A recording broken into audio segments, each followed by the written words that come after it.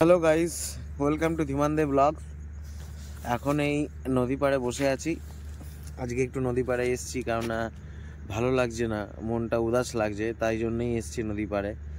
তো পুরো রিল্যাক্স হয়ে বসে আছি। আজকে আরও বেশি ভাল লাগছে, নদী পাড়ে আসতে তো এমনি ভাল লাগে, আজকে আরও বেশি ভাল লাগছে। কেন বলো তো? দেখো, এই পাশে দেখেছো আমার গাড়ি রাখা আছে, এই পাশে আমি বসে আছি। আর তোমাদের চারিপাশটা দেখাচ্ছি, দাঁড়াও একটু ওয়েট করো, দেখাচ্ছি। দেখো চারিপাশটা তোমাদের বলছিলাম, এখানে কিছু ছাইটাই জ্বালানো হয়েছে, কাঠ টাট আগের দিনই জ্বালিয়েছিলাম।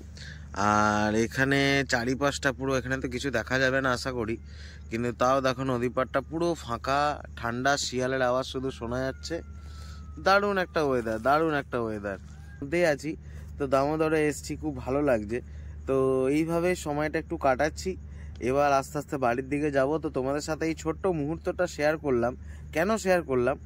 দেখবে শীতকালে সবসময় না আমরা গুটি সুটি দিয়ে ঘরে বসে থাকি, কিন্তু একটুখানি বাইরে বেরিয়ে কোনো ফাঁকা জায়গায় একটু রিল্যাক্স করবো এক দুজন বন্ধুর সাথে, তো আরও ভাল লাগে। তো ওই জন্য একটু রিল্যাক্স করো, বিন্দাস থাকো, নিজের মাইন্ডটাকেও একটু ফ্রেশ করা দরকার। তো আমি ওই জন্যই এখানে আসি। তো যাই হোক, আজকের ভিডিওটা এখানে শেষ করলাম। আবার দেখা হবে তোমাদের সাথে নতুন একটা ভিডিওতে। টাটা।